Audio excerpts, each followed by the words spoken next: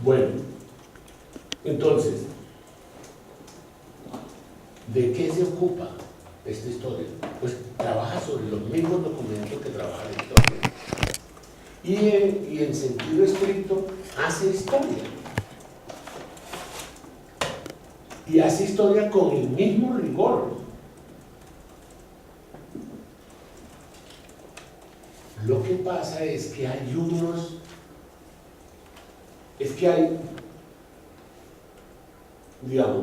hay unos elementos específicos ahí que no se refieren ni a una totalidad, ni a una causalidad, ni a una unidad. Por lo general, los análisis que se hacen tienden a explicar todo y a relacionar todo, o a articularlo, porque en este análisis se relaciona, pero las relaciones no son relaciones, para decirlo de una manera que ahorita me van a entender porque es un poco más, de manera tranquilizadora, ¿no? Cuando el análisis trata de establecer la causa de algo, entonces explica eso. Y eso sería lo que hay que explicar y no lo que justifica. A ver, hablar de que las condiciones actuales es por el neoliberalismo ya está explicando, mejor que el neoliberalismo es lo que hay que explicar y no el explicador. ¿El qué? Y no el explicador, no la causa. Entonces, escolarización surge en un momento histórico determinado, digamos, se desprende un poco de la escuela, surge a propósito de la escuela, pero no necesariamente se queda en la escuela. Pero tiene unos referentes particulares, entonces la escuela surge en un momento histórico determinado, tiene unas especificidades y hay unos procesos de generalización de la escuela. O sea, la escuela surge en estos países de manera distinta a la escuela que surge en Europa o en Estados Unidos, ligada a otro tipo de problemas, a unas especificidades, con una forma parecida a lo que entonces se denominó escuela en unas condiciones. Pero la escuela no es el liceo de Aristóteles, ni es la cosa, ni es la cátedra, ni es los colegios mayores en el Nuevo Reino de Granada, o en España, o en Francia, o en Europa. No es eso, no es eso. Ahora, usted puede ligarlas, las liga, para encontrarle una secuencia y una explicación, y las traduce a un universal, a un tema eterno, al cual le puede ver variaciones. Y si hay alguna cosa que no explica eso, pues entonces se puede explicar por la revolución. Entonces hay una explicación ahí que de todos modos. No, en este análisis hay cosas que están así. Entonces, la escuela, por ejemplo, no fue algo necesario. No surgió por puro azar. Puro azar.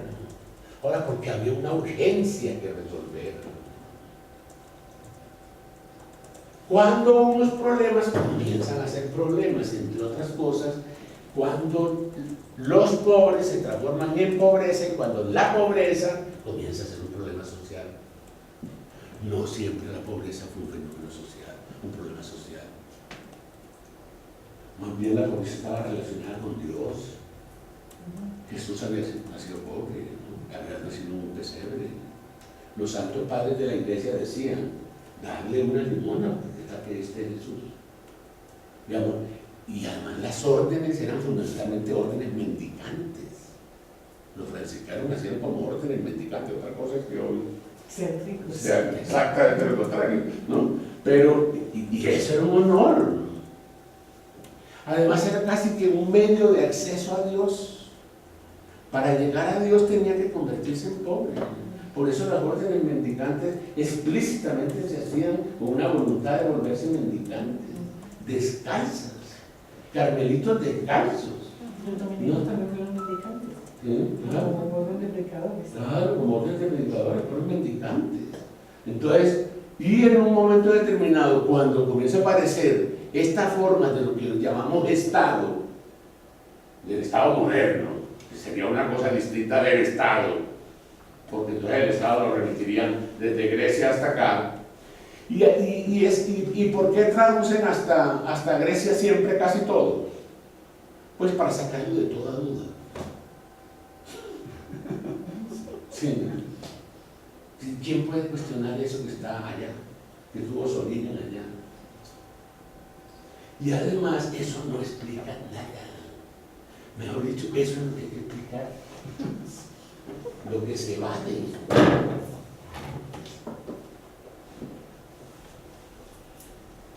Bueno, entonces, miren esta...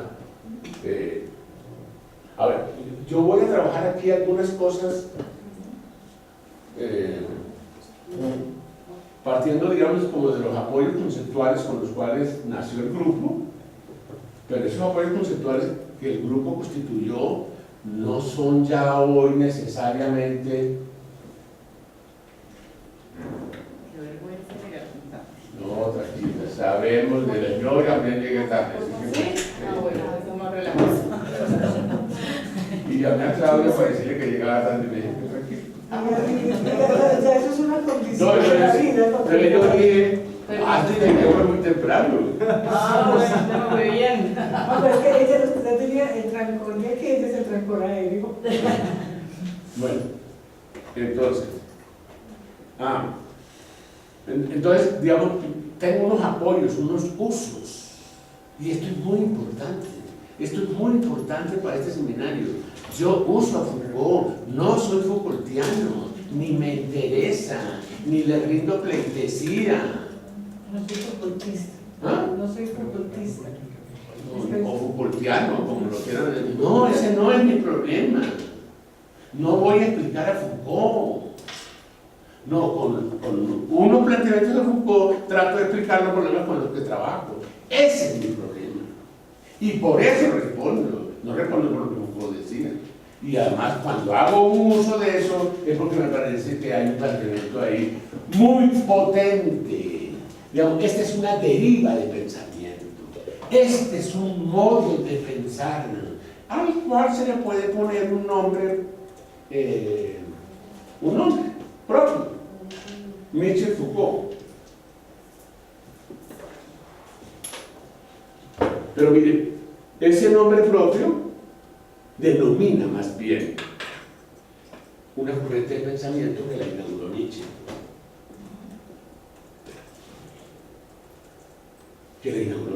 Y que después Foucault, pero es que además también se encuentra Foucault y entra en diálogo con Deleuze.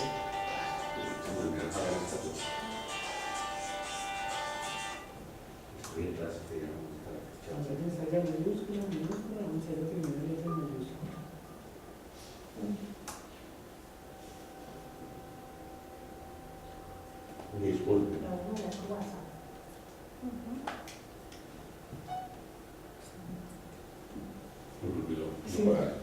Bueno, ¿qué decir? Empieza con Nietzsche. No, Nietzsche es el que empieza como a hacerlo como la... Sí, como hacer una pregunta. Entonces, digamos, constituyó un problema. Entonces el problema se pregunta. Entonces, lo que voy a plantearles son algunas cosas, algunas precauciones más que indicarle cómo hacer el trabajo. Tengan precaución de unas cosas y alertan. Entonces, no partan de supuestos, es decir, les he dicho, partir de universales es partir de supuestos, porque un universal siempre está resuelto y siempre está supuesto. Entonces, ya parten de objetos construidos, dados, y entran en una relación epistemológica muy problemática. Sí, de una cosa esta que pinta, que pueda borrarse.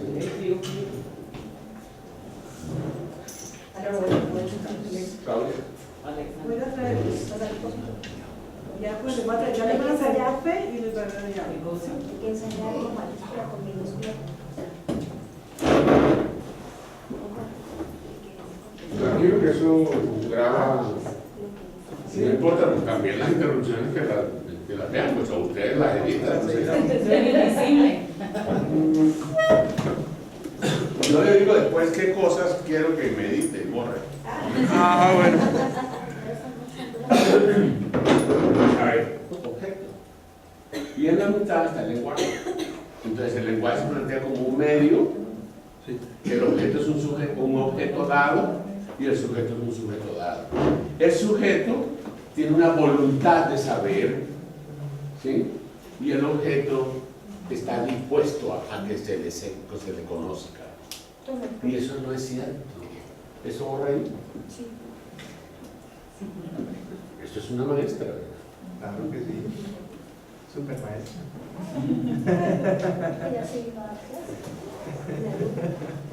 Sujeto, objeto, lenguaje, que sería el medio. Entonces, de acuerdo con esta concepción epistemológica, que además no es una concepción epistemológica cartesiana, ¿no? También kantiana, digamos. Este es el fundamento de casi todo la manera como se ha producido el conocimiento. De esta manera no se procede en este tipo de análisis. Nietzsche diría una cosa como esta, y cito a Nietzsche porque lo dice mejor que yo. En un lugar apartado del universo, unos animales inteligentes inventaron el conocimiento, en un instante el conocimiento. Fue aquel el momento más mentiroso y arrogante de la historia universal, pero afortunadamente fue un instante. El conocimiento es inventado. El conocimiento surge a partir de prácticas. Y no de esta relación tranquila, que aquí había una maestra. Qué bueno. Ahora les traen el café. En que este sujeto conoce a este objeto y que este objeto se deja conocer.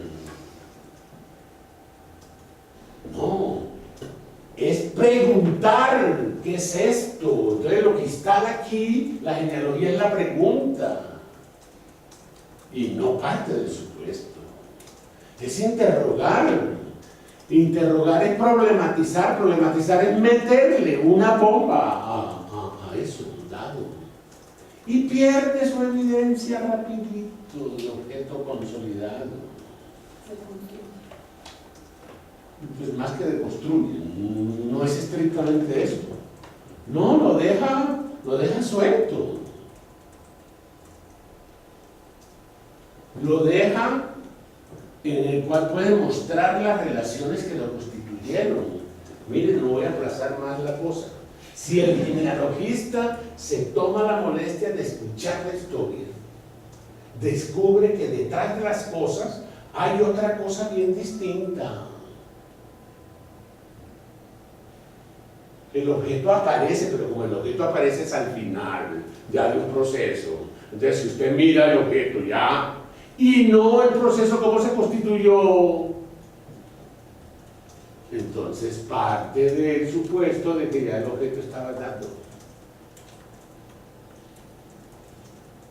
Ahora, es muy problemático asumir esta posición, porque entonces tiene que volverse a preguntar cuándo, en qué momento, en qué circunstancias, por ejemplo, aparece la evaluación en este país.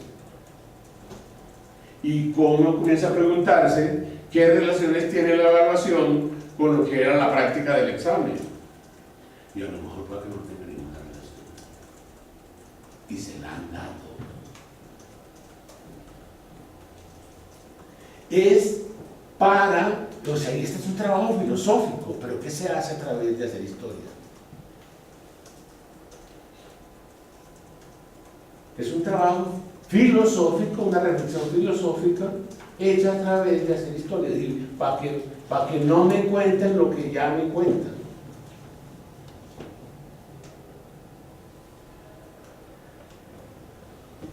Bueno, descubre que detrás de las cosas hay otra cosa bien distinta. No su secreto esencial y sin fecha. No es sin fecha. La evaluación no es sin fecha. No es allá milenaria, de la China milenaria. A esto no estamos acostumbrados a eso. Y entonces, entre la China milenaria y hoy no ha pasado nada.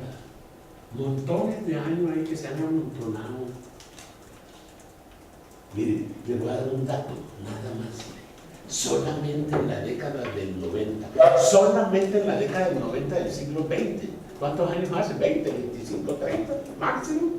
Aparecieron los sistemas de evaluación en América Latina.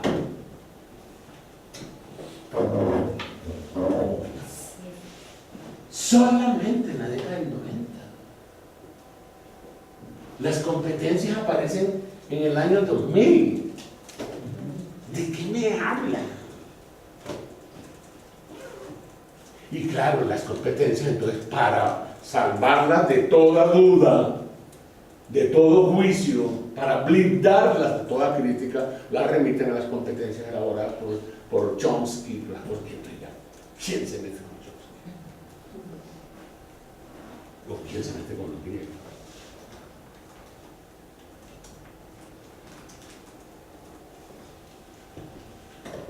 Entonces, eso es respecto al objeto. Entonces, sin fecha, sino el secreto de que no tiene esencia o de que su esencia fue construida pieza a pieza a partir de figuras extrañas a él. Que por lo general, la historia de estos objetos no está relacionada con ella misma. Es decir, la aparición de la escuela casi no tiene nada que ver con fenómenos educativos.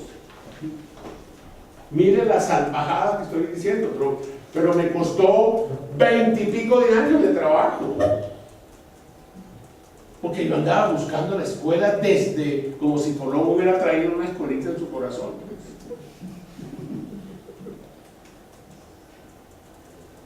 Y no aparece. Entonces el historiador se la inventa. Pues él anda buscando, la tiene que encontrar. ¿Y qué me encontraba? Me encontraba pobres, prácticas de policía. Me encontraba la aparición del Estado, de una forma del Estado. Comenzaba a aparecer una regulación sobre un sujeto que comienza a denominarse maestro. Gracias,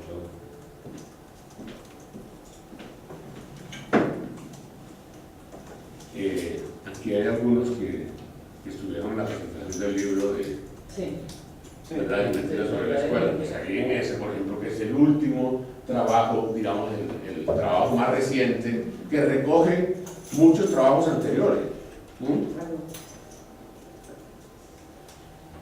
Esa manera de contar la historia de la escuela es una manera muy distinta.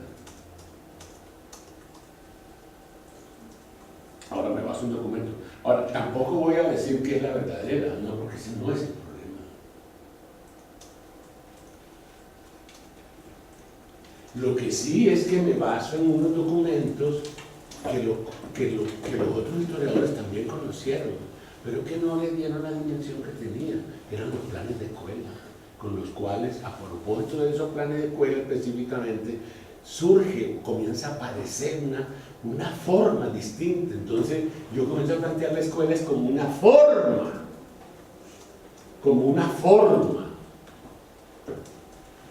forma que se constituye en un estrato.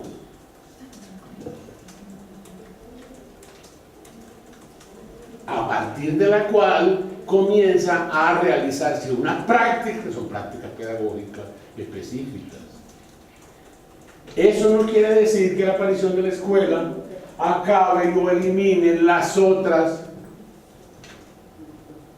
instituciones que existían con las cuales disputaba. Por ejemplo, la iglesia siguió educando, en la casa se siguió educando, y era la educación ahí. Pero la escuela no es la etapa más avanzada o evolutiva de las prácticas educativas domésticas, por ejemplo. Eran otra. Al contrario, cuando la escuela aparece como un objeto público. Y mire que acabo de decir objeto público.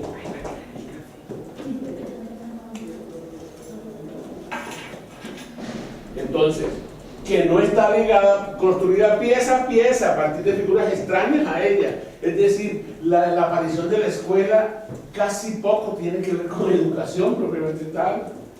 Surge para encerrar niños pobres, para resolver el problema.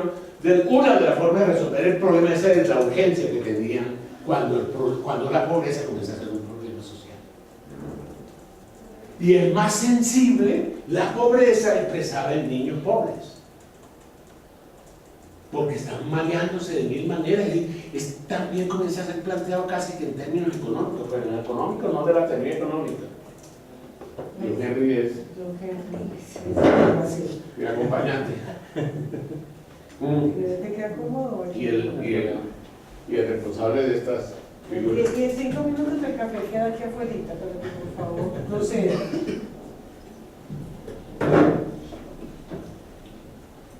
Bueno, entonces, ese objeto en la relación anterior ya era un objeto dado. Y entonces, ¿qué hace el investigador en una tradición, pues, digamos, de la historia? Busca este objeto y si no lo encuentra, se lo inventa. O se lo inventa anterior. O se da cuenta es porque como ya es objeto, no se dio cuenta de su proceso de objetivación.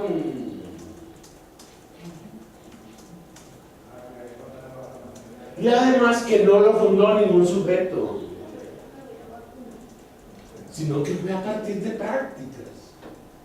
Con permiso, me voy a colocar acá. Esto es como una conversación en una sala. Sí, Sí, pero me liberan pues de la estatal. Lo único que me intimida un poquito es como están grabando, lo editen, que lo porque editen. los que van a verlo, que son los que no vinieron, pues también van a entrar ahí en la informalidad.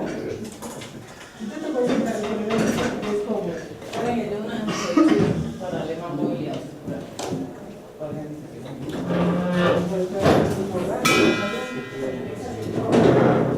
Porque sí, otras cosas, porque eso se parece a la movilidad de Bogotá. Trancada, sí. No funciona. Ya les traigo la relativa. Esta burocracia cotidiana de Estados Unidos es Pero creo que cuando la pidas se cargue, si la sigues cargando, Ahí te cargo. A propósito de esta interrupción operativa que además también me distensiona un poco, váyanme preguntando. La primera recomendación es que no me puede tragar entero. De pronto me iluminan porque a veces estoy trancado y digo, ¿cómo voy a seguir? Una pregunta me puede salvar. Entonces la escuela surge para los excluidos, como Claro. surge la prisión. Claro, la escuela surge para los excluidos. Y ahora suponemos pues que es un derecho del individuo y que por lo tanto hay que suministrar. No, si nació fue para los pobres. Los otros tenían unas prácticas que eran distintas a las de la escuela, porque la escuela lo que va a enseñar es a vivir la religión, primera cosa. A vivir en policía. A vivir en policía. Y claro, al leer y escribir, realmente a leer y escribir por una cosa en particular, en el caso de la escuela en estos países, es para que aprendieran el castellano, porque esa no era lengua nacional, porque no existía Estado nacional. Y la religión también. Y claro, por supuesto, la primera es la religión, segundo la policía y después a leer y escribir para eso. Y sigue siendo para eso. Y sigue siendo para eso.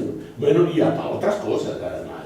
Por ejemplo, la unidad nacional. Porque esa relación con el Estado, la aparición de la escuela contribuye al Estado y el Estado contribuye a la escuela. Es una relación que de doble dirección. Una no es causa de la otra. Pero se garantiza la permanencia.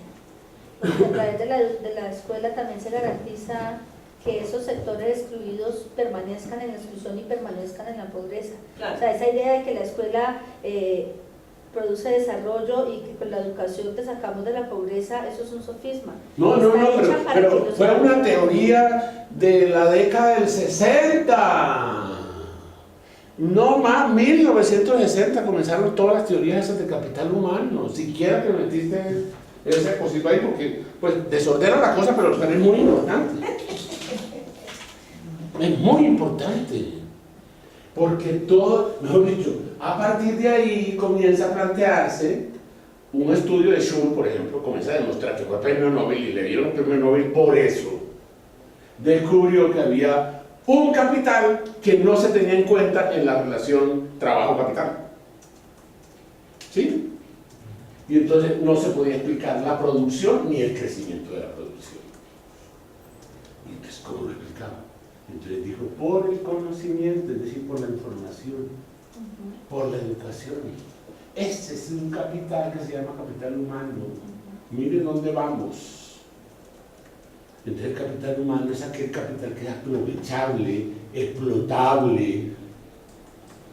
Por eso la educación se convierte en una cosa importante. Y de hecho, pues le sigo desordenando un proceso para ayudarle, usted pidió.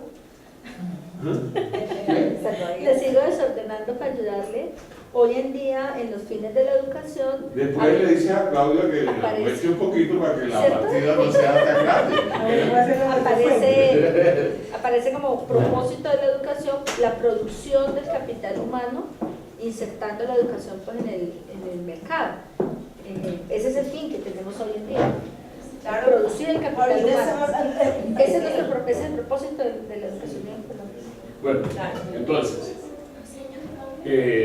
sigo con la explicación y les digo por qué utilizo, porque es una frase que está bien dicha, ya lo dijo él, me sirve para eso y la uso.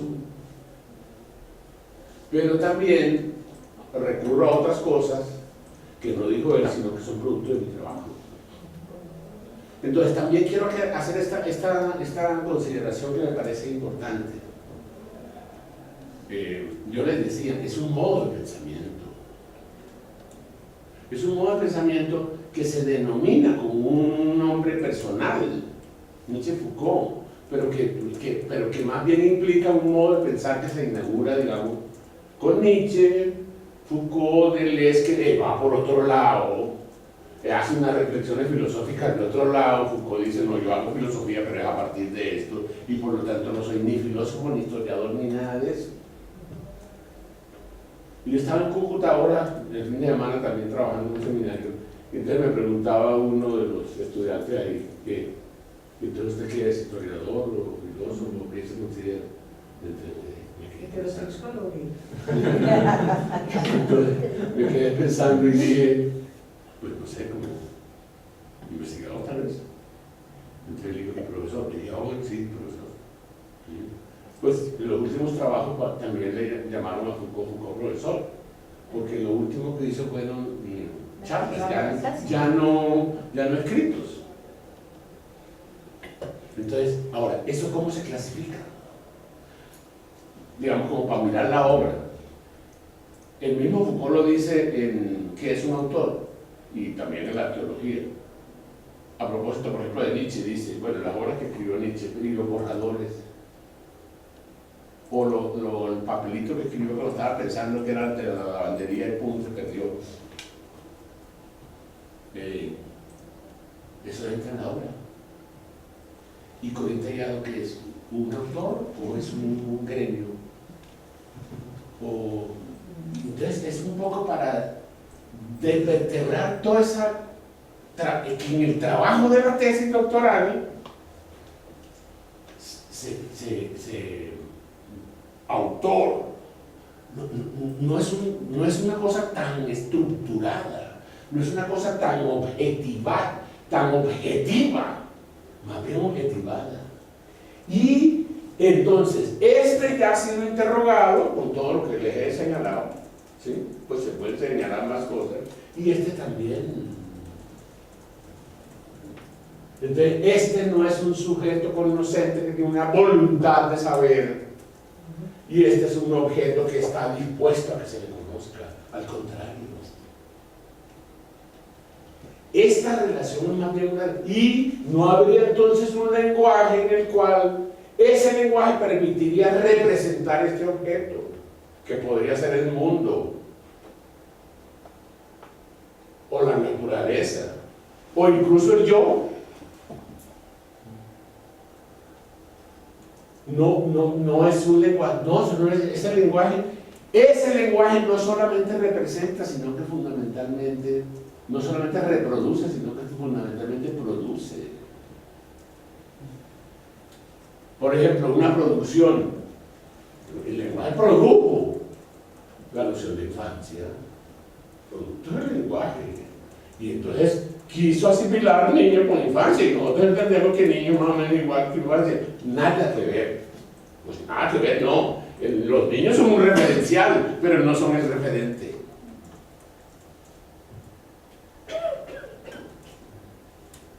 Esas cositas quisiera que ahí me preguntaron para ver si puedo responder. Entonces, ¿qué hay aquí? Una relación de prácticas en las cuales, entonces, ¿qué existían? Prácticas de policía, prácticas de enseñanza de la lengua, pero también había, mejor dicho, había muchas enseñanzas regadas del canto, de la lectura, de la escritura, de la religión, ¿sí? La escuela pública, que es distinto, esa que el Estado toma como su objeto público, ¿sí? Va a ser única, unificada. Todas esas cosas que se hacían antes ahora lo unifican en una. Y va a constituir, digamos, un espacio y un tiempo. Va a construir tiempo y espacio. No es que se constituya en el tiempo y el espacio. No es la condición de posibilidad kantiana, que se da en el tiempo y el espacio. No, que construye un tiempo y un espacio específico, singular, que no es igual al tiempo de la familia, ni es igual al tiempo de la iglesia, ni es igual al tiempo de la calle. Es un tiempo muy propio. Tiempo que es, por ejemplo, el del horario, que hemos estado a propósito de esto. Mire, este tiempo es un tiempo inventado. Era a las 8 y comenzó a faltar un cuarto para las 9. Le quiero poner ese ejemplo porque es un tiempo que no existía antes. Porque el maestro y sus discípulos tenían el tiempo de la vida. Estaban relacionados, vivían en el mismo lugar y tenían la relación del trabajo, del mundo, de la vida. No, cuando la escuela aparece y separa los tiempos. Y crea un tiempo propio, que se llama el tiempo escolar, se llama calendario, horario, que se traduce en un enunciado, por ejemplo. Un horario. Una cosita así, un enunciado que no está escrito ni en palabras, ni en proposiciones, ni en frases. No, es un bichuraco. Y eso constituye escuela. Mire, eso constituye escuela. Sí. Me hizo acordar cuando empecé a la lectura que nos envió. Sí. Y entonces pensaba yo, voy a leerlas, y voy a escoger una lectura para hacer la exposición. Ahí ya están quienes hablan del cuento de por ejemplo, escogí la performatividad. Ahí ya están los teóricos que hablan ahí. Está Steve Ball, que es el autor del documento, y decía yo, ¿y yo de qué voy a hablar? ¿Sí? Puso todo, inclusive estaba hasta la bibliografía ahí, de qué hablo yo. Y es precisamente el rescate de esos lenguajes en los cuales nosotros, en las prácticas de esa cotidianidad, de cómo se ha instalado todo esas enseñanzas que estaban como regadas, cómo la escuela las instaló, mecanismo de poder, y sobre el cual agencia precisamente la formalidad o la técnica de decir, mire, hoy te valoro así, mañana te doy valor así, tu conocimiento vale tanto, y al final te doy lo que sabes y lo que eres. Entonces, a partir de ahí, como es el agenciamiento de ese, decía yo, ¿de qué voy a hablar? Entonces, como los lenguajes, ¿no? Voy allá y hay una mirada teórica, pero también tengo que volver a regresarme de mi propia práctica. Entonces esas relaciones se dan como relaciones prácticas, ¿sí? Y en esa relación práctica comienzan a aparecer unas formas de saber. Una forma de saber. Porque entonces comienza a saberse sobre eso que entonces comienza a denominarse escuela. Ahora, esa palabra escuela viene de pronto de la escolástica, pero no tiene que ver con la escolástica. Es porque a veces el lenguaje es muy perezoso, no sé. Así lo dice Chartier. Él lo dice más bonito de lo que yo lo digo, pero más o menos la idea es esa, como dice el Chapulín, ¿no? La pereza del lenguaje, es la pereza del lenguaje.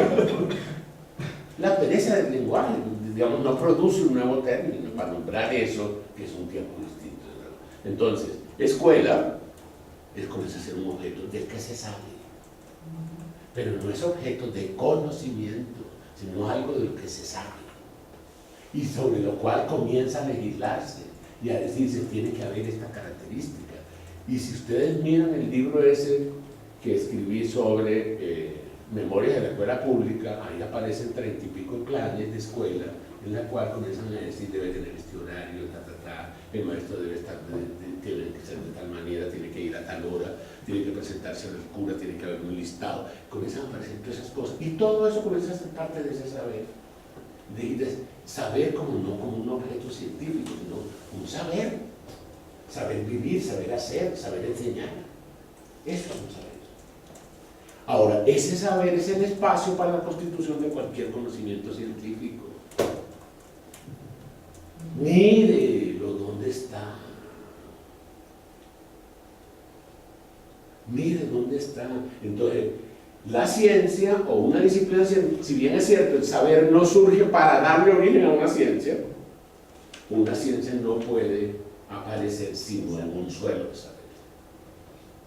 El saber entonces en este caso sería un espacio más amplio de un conocimiento. Bueno.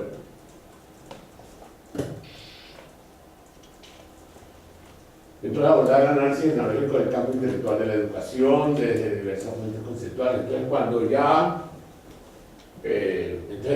ponen uno en duda ciertas cosas, ¿no? Esto, pues uno puede hablar de educación, pero entonces se refiere que en el caso investigativo eso tiene una forma de concreción mucho más específica. Yo trabajo en eso, en escolarización. Digamos, ha sido un objeto que, si bien es cierto, ha sido una denominación, yo también lo he presentado como una construcción de proceso de investigación. Así como el grupo construyó el concepto de práctica pedagógica y de saber pedagógico. Práctica pedagógica y saber pedagógico que, digamos, que en el planteamiento que yo hago, práctica pedagógica y saber pedagógico con escolarización va más allá de la relación práctica pedagógica y saber pedagógico. Entre otras cosas porque la escolarización que planteo no solamente parte de los procesos que están referidos a la escuela, sino a toda esa otra cosa que ya hoy no necesita la escuela. Y llego hasta el aprendizaje o hasta el aprender, que por cierto es también una cosa relativamente reciente. Más o menos. Sobre todo comienza a plantearse desde John Tien y antes de John Tien, desde las teorías psicológicas, pero también desde otro conjunto de teorías, de otro conjunto de conocimientos, comienzan a plantear esa relación que ya se basa en la función, mejor dicho, en eso que se denomina en la Conferencia esa Mundial de Educación para Todos, en lo que se denomina una visión ampliada de la educación, en el cual ya no entienden solamente la escolarizada, sino porque comienzan a invadirse y a afectarse los espacios que había creado la escuela, por ejemplo, el espacio virtual, y ya podemos hacer estas cosas, y se puede hacer a distancia, y se puede hacer por streaming, entonces eso rompe el espacio. No quiere decir que lo elimine, pero sí lo sobrepone, lo desborda, y también el tiempo, y sobre todo el tiempo. Porque hoy, incluso a pérdida del espacio, porque hoy podrían estar mirando en Cali o en otro lugar, y lo estarían mirando ahora, ¿sí? Con lo cual el espacio se reduce, casi que desaparece. Entonces, eso afecta también. Y esos procesos de afección también relacionan con la escolarización. Entonces, práctica pedagógica casi que se remitía a la relación que había entre la institución, sujeto y saber pedagógico, y el concepto de escolarización va mucho más allá de eso. Y también el del saber pedagógico, ¿no? Bueno, en eso estoy elaborando, ¿no? Pero los maestros se siguen formando no solamente para el espacio de la escuela, no para estos otros espacios. Es decir, eso está restringido. Y uno mira los lineamientos de política pública y es solamente para ese espacio. Cuando hoy, por ejemplo, este tipo de espacio donde nos pueden meter otra parte, el maestro no sale preparado para atender esos espacios. Sí, pero hay otra cosa que ya no necesita maestro y no requiere maestros. Es esta. Bueno, hay dos cosas ahí. Una de las cosas que están acentuando actualmente, más allá de las políticas, es incluso otros campos de conocimiento, otros campos de disciplinas científicas como la psicología, la neurociencia, todo ese conjunto de cosas están trabajando ahora en dirección a esto, para que no se diga que es la política pública. Las políticas a veces recogen eso, tarde, muy tarde. De eso hay adelantos mucho más allá, y entonces ahora la gente es la que reclama, hay política pública para esta cosa. No, si ya eso estaba. La política pública a veces lo que hace es que reconoce una cosa que ya estaba. Y entonces, y de paso les digo, no reclamen tantas políticas públicas. Todos los defectos en este país son porque carece de política pública. Dios mío, ¿qué tal que hubiera más? Además también para violarlas, ¿no? Bueno, no, pero sigo en lo que estaba. Entonces, son elaboraciones de otros campos, ¿sí? Y que no solamente de conocimiento, sino en otros órdenes del poder, que no se refiere únicamente al Estado, ni mucho menos, ni a la participación, ni a la forma de eso en forma de ley o de política pública, ¿no? Y entonces comienza a introducirse una cosa que se viene introduciendo desde hace también mucho tiempo en el proceso de la escolarización, que es el siguiente. Eso que se comienza a llamar docente, como profesión, que es distinto a la del maestro. Entonces, por eso, pues dejen las normales ahí que se acaben solas. Sí, vienen las normales que se acaban, ya se van a acabar. Ya hubo un primer remesón y acabaron como el 80%, y las que quieran, ahí, déjenlas ahí, porque de todos modos en ese pueblo yo no puedo crear una cosa que adapta, un poco así, porque también se adapta. Esos procesos no son coherentes, lo que les decía al principio, no se pueden explicar, no hay una lógica explicativa de unas cosas, déjenlas sueltas en el análisis. No traten de empatar las cosas. De racionalizarlas. Exactamente, de racionalizar. Porque no están planteadas en ese orden. Bueno, Lo que pasa entonces, es que, perdón, ahí opera un poco la estructura de nuestro pensamiento a partir de lo que la misma escuela ha hecho con nosotros, ¿no? En términos de plantearlo todo a partir de causa-efecto. Entonces, digamos que son las mismas limitaciones que se tienen al estar estructurado a partir de esos ambientes y de esos procesos que nos hicieron demasiado racionales. En ese sentido, desbordarnos a nosotros mismos hacia otras formas de entender, conocer, implica superarnos dentro de esos mismos límites que la escuela y los procesos de formación nos han trazado. claro. Sí, digamos, por eso decía al puro principio que este seminario debe servir, pues es un día o unas horas, ¿no? Debe servir para algo, para despertar una cosita ahí, ¿no? Pues, digamos, hay otras maneras de pensar el problema. Ahora, pueden tomarlo o no, porque al final resulta más fácil, creo yo, no sé, pero al principio es mucho más difícil, porque es menos tranquilizador. ¿Y yo qué hago con esa cosa ahí suelta? ¿Dónde la meto? ¿Cómo la racionalizo? Bueno, entonces comienza a aparecer medios de expresión, y los medios de expresión se desarrollan fundamentalmente después de la Segunda Guerra Mundial. Y esos medios de expresión comienzan a cumplir una función docente. Función docente. Y función docente no es necesariamente maestro, ¿no? Entonces, pero además, lo siguiente. Hoy, si me quiere hablar de política pública, si me quiere hablar de legislación, hay dos estatutos que están peleando los maestros. Uno que puede ser cualquiera y otro que es los maestros. Hasta le respondo con política pública. Hay dos estatutos. Y entonces, ¿eso cómo lo explica? Entonces, lo que no explican, ¡pum!, lo borran. Lo que no tiene explicación, ¡pum!, lo borran. Y todavía siguen hablando de la escuela. Y entonces siguen hablando del autoritarismo del maestro. Ahora será hablar del autoritarismo del alumno. Todavía siguen hablando de eso. Y todavía siguen comparando el examen con la evaluación. Sí, y con la calificación. Y con la calificación. No, esas son unas prácticas que hoy no importan poco. No tienen tanta importancia. En general, el análisis tiene que trascendentalizar eso. Tomar las cosas más inmanentes, menos trascendentes, más singulares, no tan universales, que fue lo que